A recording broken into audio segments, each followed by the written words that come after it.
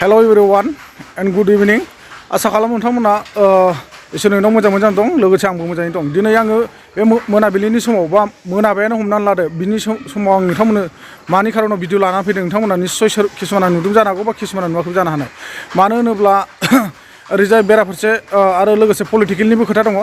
रनजित बसुमतारी अर्थात रनजितआ UPPL हान्जानि forest minister बिथाङा बेबो हाग्रामा बिथांमोननि सायाव मा बुंदों आरो मा बुङाखै फैबाय थानाय इलेक्सननि सोमोन्दै मा खोथा बुंदों नोंथांमोना बेखौ नुनो मोनगोन। दा बे बिथां बुंनायनि सिगां आं नोंथांमोननो सिगाङावनो मोनसे भिडिअ आपडेट लाना फैदों। बे भिडिअआनो जाहैबाय सनितपुर जिल्लानि सिङाव थानाय दिखियाजुलि ओनसोलाव हायलागुरि होननाय गामियाव माने सासे हिन्जावसाया स्कुलनिफ्राय थांनानै ओंखाम जाबाय थानाय समावनो माने मासे गोसोम सिखिरिया फैनानै गथ'नि मोदोमाव बाफैदोंमोन। बे सिखिरिखौ बुखारहरनायावनो माने गथ'नि मोदोमनि गस्लायाव अर जोंब्लावनानै खामजोबदों आरो लोगोसे मानसिया जेबो जायासै बारु गथ'आ बासिबाय। मानो होनबा गथ'नि जि जोम गाननाय ड्रेस आरो न' बां आरो जिगाब थिगाब गासिबो खामनानै खामलांदों। दा नोंथांमोना भिडिअखौ नायनानै लाग्रोदो। मानसिखौनो गोथां सावो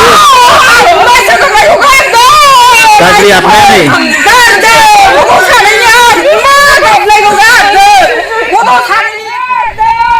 सनितपुर दिखियाजुलि हायलागुरि होननाय गामियाव सासे गथ'नियाव बे गथ'आ ओंखाम जाखांनानै आखाइल' सुदोंमोन। बेयावनो मासे गोसोम सिखिरि फैनानै मोदोमाव बाफैदोंमोन आरो बे सिखिरिखौ बुखारनायावनो अरजों बेयावनानै बे गथ'नि सि गासै गानग्रा खालामदों। नायलांगोन नैबे गस्ला सि बेयो मैया खामनाय मोगथाङावनो मानसि गाननायावनो खामो। नै दा जों बेखौ सावनानै बयेमाव सोना दोननो नागिरदों। नैबे गस्लाखौ गानग्राया नैबे नानियानो बे नानियानो बे नानियानो दानि ओंखाम जानानै आखाइल' सुदोंमोन। बेयावनो गस्ला खामजोब्बाय बिनिया मोगथाङावनो नै गाननायाव खामखायो। दा बेखौ जोङो सावनानै बयेमाव सोसिगोन। नै गोबां मानसिफोर दं नायगासिनो दं। गामिनि मानसिफोर बिसोरो नायगासिनो दं खोनासंगासिनो दं। आसरित बाथ्रा आरोना सोमोनांथाव माने हमदांस' हायाखै मा जादों। गामिनि नायगासिनो दं। नोंसोर न'खरनि गोजा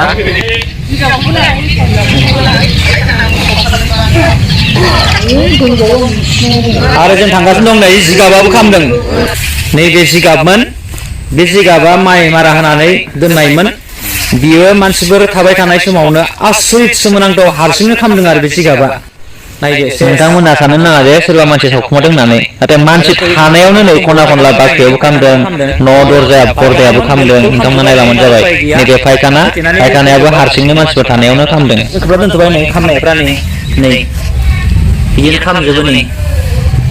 जोबोद दुखुनांथाव बाथ्रा नङा होमबा? मानि खारनाव जे गथ'नि जि जोमा खामलांजोबखो आरो बे सिखिरिया मामोन थारैनो बिनि सायाव माने बिजिरनो थाखाय बिथांमोना आसा खालामगासिनो दङ आरो बिथांमोननि बिजिरनो नाजानाया मोजां जानानै थाङो जों बेखौनो आसा खालामहरबाय। आरो जों गासैबो जेन गथ'आ मोजाङै मोजां जायो बा आगोलनि सेहेराव फैफिनो बेखौ जों इसोरनिसिम आर'ज गाबहरबाय। स' लोगोफोर जोङो दानिया फैदो बिदिब्ला नेक्स्ट भिडिअ'आव फरेस्ट मिनिस्टार रनजित बसुमतारीया मानि सोमोन्दै हाग्रामा महिलाफोरखौ मा खोथा बुंदों बिनि सोमोन्दै नोंथांमोना नायनानै लाफिनबावदो नङा होमबा? आरो सरि लोगोफोर बिनि सिगां माने मोनसे खोथा, बे जाय गथ'नि देहायाव अर नांदों बे गथ'नि बिमायानो दङ फाग्लि बायदि जानानै थाबाय आरो लोगोसे बिफाया माने बहाबा खारनानै गोमानानै दं जाहैदों। थारमाने बिफाया जुदि बायसान्सआव गथ'नि बेफोरबायदि हालोदखौ नुनानै बा न'खरनि हालोदखौ खोनानानै निस्सय भिडिअफोरखौ नुदोंब्ला नोंथाङा न'सिम फैफिननानै रुजु रुमु गथ'फोरखौ लानानै संसार जाफैफिनो जों बेखौनो आसा खालामबाय।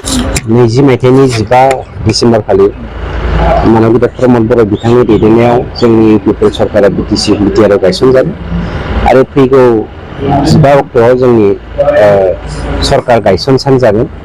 गतिके बेखौ लानानै मैया 10 तारिखनिफ्राय जोङो मोनसे अफिसियेल प्रग्राम लादों। जाय प्रग्रामफोरनि गेजेरजों जोंनि थांनाय 3 बोसोरनि गेजेराव जोङो समाजनि थाखाय मा लाबोनो हादों बेखौ जोङो फोसावनायनि थाखाय बे खामानिखौ मावनाय जादों। मानोना रायजो राजाफोरखौ फोरमायथि होनाया बे जोंनि दायथ'। गतिके बेखौ लानानै जोंनि खामानिया दिनै बेयाव जादों। ओरैनो जोंनियावहाय 60% बांसिन मानसिया दाबो हा गैया बिटिआरआव। आं केवल बर'निखौल' बुङाखै बेवहाय गासैबो जाथि जन'गोष्ठीखौ लानानै। गतिके बे 60 जौखोन्दो हा गैजायै मानसिफोरनो हा होनायनि दायित्वखौ जों बोसोरबानि गेजेराव 100 जौखोन्दो होनो नाजागासिनोबो दङ। जोङो आसा दङ 100% नङाबाबो 80-90% नि गेजेराव जों बेखौ मावथारगोन।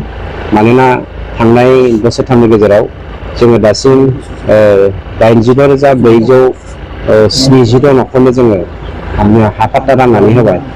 दा बावैसोनि समनि गेजेरावनो जों मोनसे खामानि मावगासिनो दङ।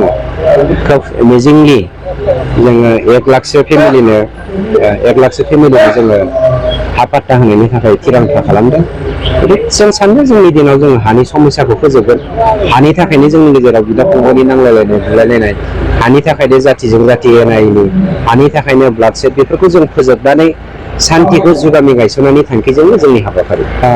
जेब्ला मानसिया दै बानायाव बा दैनि दाहाराव बुसोमजानानै गब'नानै थैनोसै जायो, बे समाव मानसिया मेथेखायाव हमग्रांलाय बहाबा बेंकफोराव हमग्रांलाय बेफोरबायदि खालामो।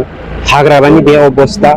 मानोना भट आइडि गैयै जोहोलावजोफोरखौ लानानै, जायखौ लानानै जोंनि बड'फा इउएन ब्रह्म बिथाङा गावनि सानस्रिजों मोनसे महान गेदेमा सानस्रिजों दिनै हारि दाखांनायनि गेरेमसा हारि दानायनि बाथ्रा बुंदों।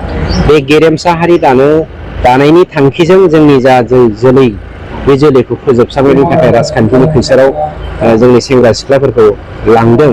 बे जोंनि थाखाय दुखुनांथाव बाथ्रा। खिन्थु गावनि फिथाइखौ गावनो मोनगोन। मानोना नै जों बावैसोनो होनो थांगासिनो दङ। आं नोंथांमोनखौ बुंगासिनो दङ जे MP इलेक्सननि उनाव हाग्रामाया बियो UPPL आवहाय मार्साप जानायनि अनगा बेहा खुनु राहा गैला। मानोना बिनि सायाव बेलेग धरननि मोनसे बारहुंखा फैगासिनो। जोबथारनायाव नोंथांमोना मिस्टार फेरेंगा बसुमतारिनि बुंनाय, अर्थात रन्जित बसुमतारि बुंनाय, फरेस्ट मिनिस्टार बिथांनि बुंनाय भिडिअखौबो नुनानै बा खोनानानै बुजि मोनबाय। बिथाङा मानि सोमोन्दै ससियेल मिडियानि गेजेराव मानि सोमोन्दै बुंदों आरो मा खारनाव बिथाङा हाग्रामा महिलारिखौ बेफोरबायदि खोथा बुंदोंमोन। नोंथांमोना निस्सय भिडिअखौ नायनानै बुजिनानै लाबाय नङा होमबा? गाव गावनो बुजिनानै लादो। बेखौ आङो बुंनांगौ दरखार गैला। मानो होनबा गोबां मोनाबायबो आरो हरबो थौबाय, साना हाबलांजोब्बाय। थेवब्लाबो आं दिनै इमारजेन्सि बे भिडिअखौ लानानै फैनाय जादों। नोंथांमोना जाहाथे भिडिअखौ नुनानै जायफोर मोजां मोनदों अननानै खनसे लाइक खालामना हरदो। आरो लोगोसे गोदानै चेनेलाव सोरबाफोर दङ बिथांमोना चेनेलखौ साबसक्राइब खालामनानै होयो जेन। आरो लोगोसे हायोब्ला आंनि चेनेलनि लिंकखौ मोनफा मोनफा शेयार खालामना होयो। आं बेखौनो नोंथांमोनसिम गुरैयै खर' गंग्लायै आर'ज खालामहरनाय थाबाय। आरो लोगोसे दिनैनि भिडिअखौ आं एसेखिनियावनो फोजोबनाय जाबाय। जय हिन्द बर' हारि।